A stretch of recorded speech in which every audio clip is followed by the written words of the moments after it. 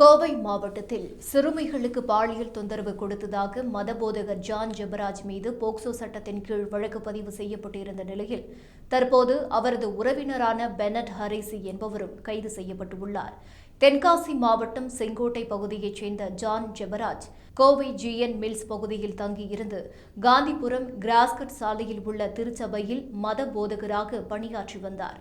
கடந்த ஆண்டு மே மாதத்தில் அவரது வீட்டில் நடந்த விருந்து நிகழ்ச்சியின் போது 17 மற்றும் 14 வயது சிறுமிகளுக்கு பாலியல் தொந்தரவு கொடுத்ததாக புகார் எழுந்தது.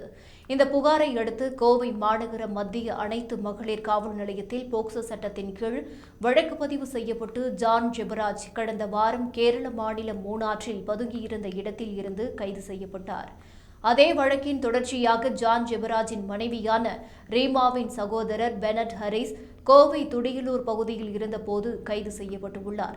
சிறுமிகள் அளித்த வாக்குமூலத்தின் அடிப்படையில் அவரும் பாலியல் தொந்தரவு வழங்கியவர் எனவும் ஜான் ஜெபராஜும் பெனட் ஹரிஸும் வெவ்வேறு சந்தர்ப்பங்களில் இந்த தவறுகளை மேற்கொண்டுள்ளதாகவும் போலீசார் தெரிவித்துள்ளனர்.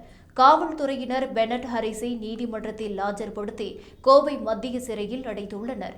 இந்த சம்பவம் பெரும் அதிர்ச்சியை ஏற்படுத்தியுள்ளது.